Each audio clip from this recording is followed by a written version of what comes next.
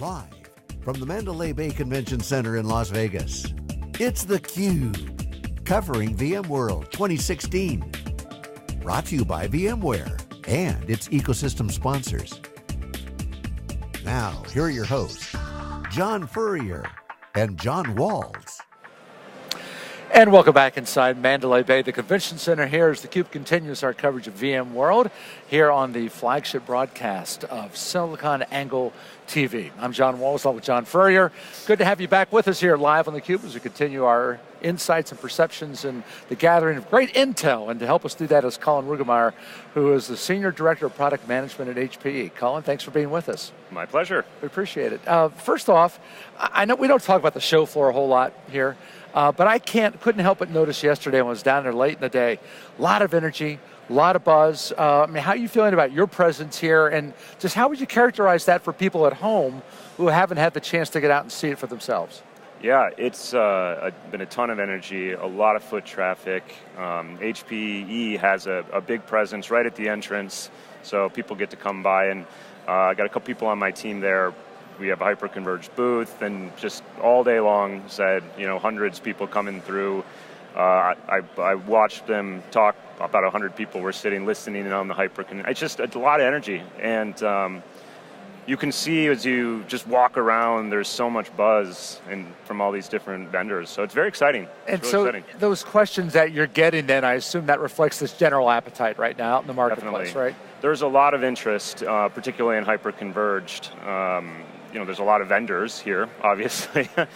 So for us, it's all about telling the HPE story, what makes us unique and differentiated in solving the customer's problems. So a lot of questions around that. Let's unpack and tell that story. I want to give you a chance because I think this is important for what we've been seeing. We've done a lot of HP Discovers over the years. Now HPE Discover in London's coming up in December, and also you had HP Discover we were at last time.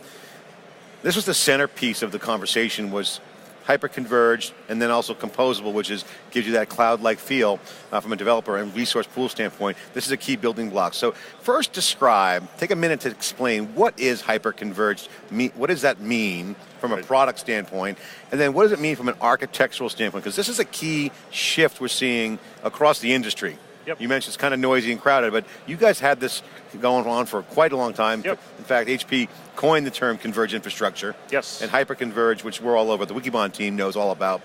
But explain what it is and how does it fit into the ecosystem. Yeah. Well, the underlying technologies of hyper-converged in a lot of ways have been around for a while, right? The compute building block, the software-defined storage, HP's been investing in this for 5-10 years at this point. And then what's really what really makes it hyper-converged is then taking a different consumption model and user experience wrapped around those compute and storage. So for the VM vending and that experience, simplifying that to make it really easy so that anyone can go and procure and provision their virtualized resources. And then the lifecycle management and the upgradability and just making it very easy to maintain and operate these over time. All of this through a common management construct. So it's fully integrated though, right? This is a fully integrated system? Exactly.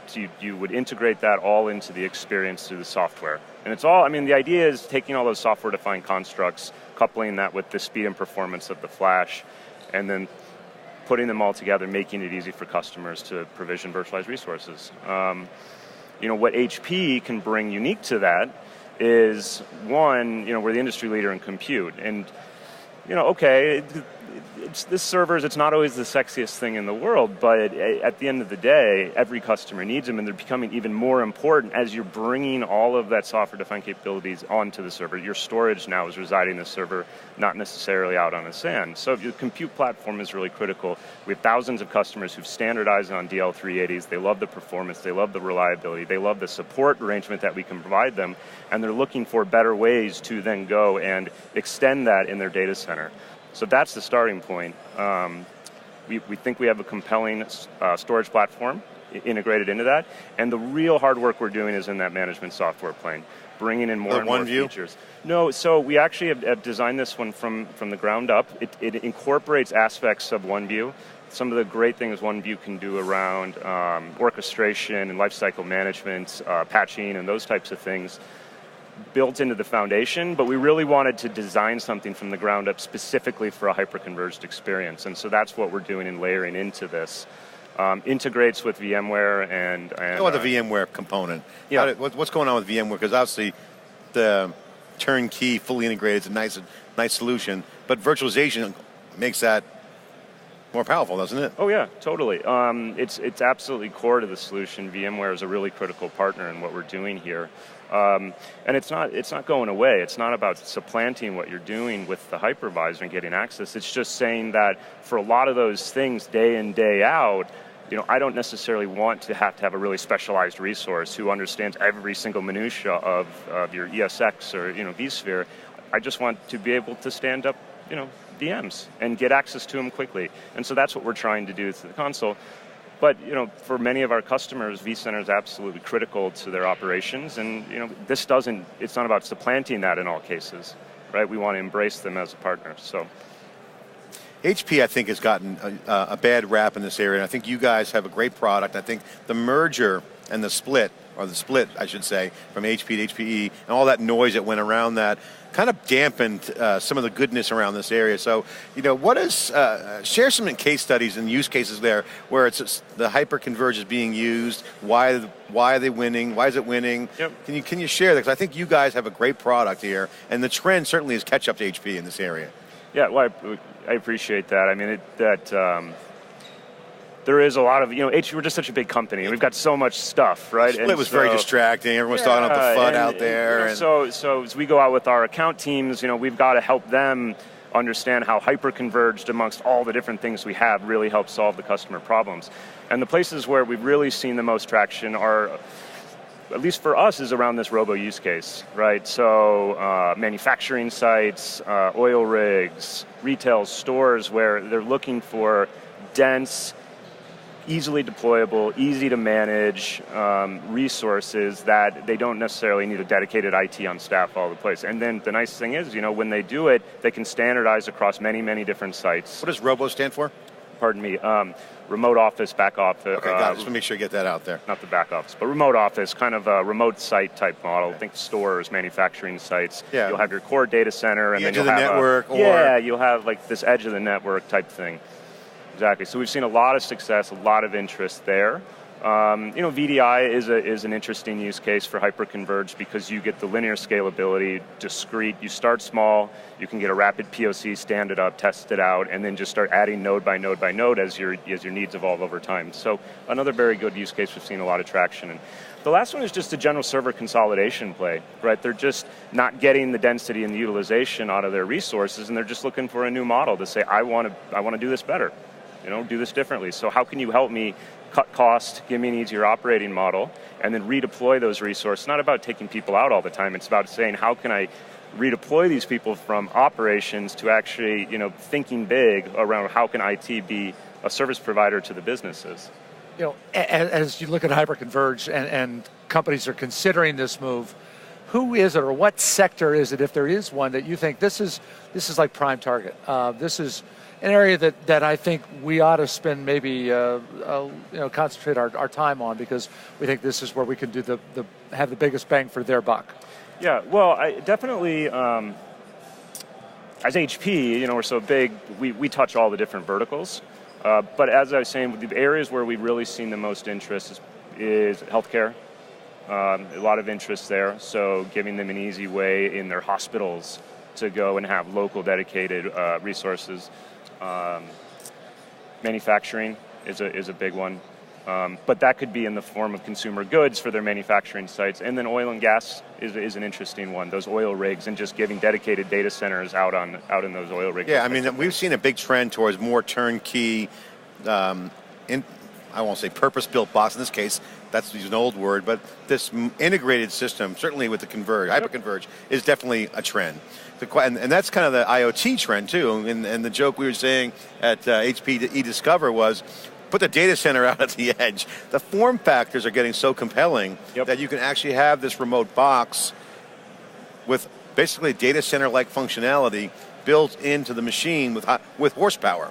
Yeah, I mean, the innovation around the core storage technologies, the physical technologies, so the performance and density you can get is pretty crazy what you can then get in these small packages. And so that's really changing things a lot as well.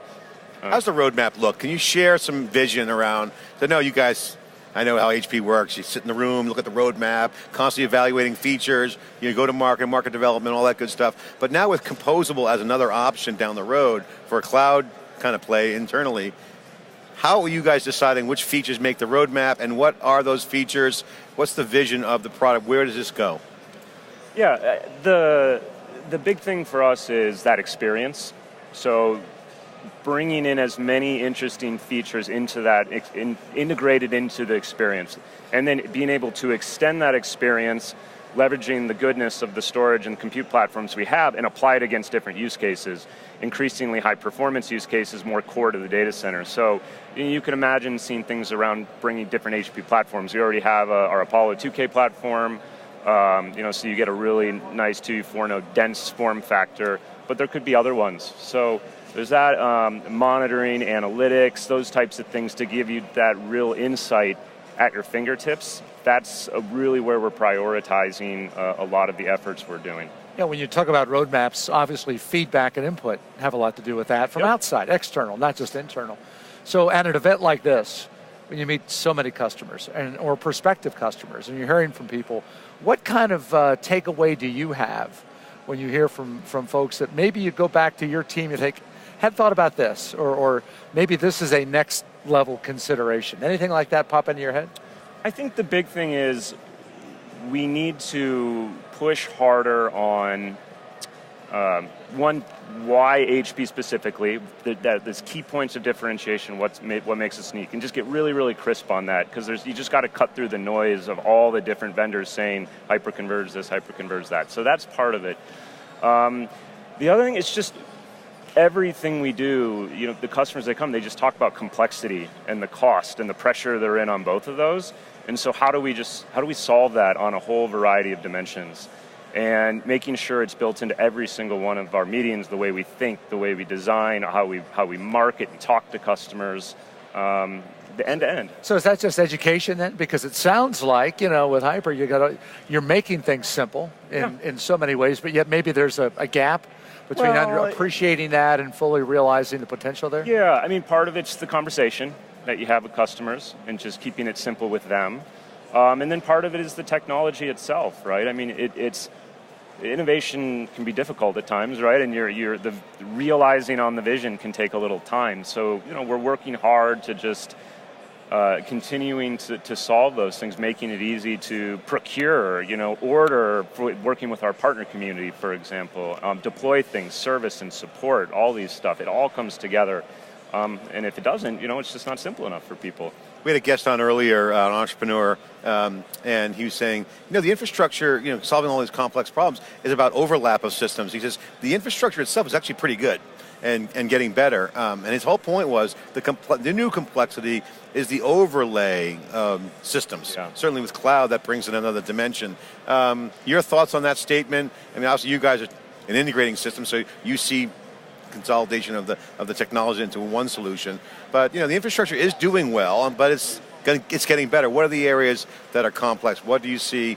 Do you believe in that statement? It's overlapping because of the complexity? Yeah, I mean, it's one, you can get proliferation of architectures in your data center, and that alone becomes difficult to manage. You have discrete use, something for VDI, something for my SAP HANA deployment, something for here. So that's complex to manage, and then you're dealing with a lot of different vendors, right? And that's how HP can help, because we can help on all these things, of course.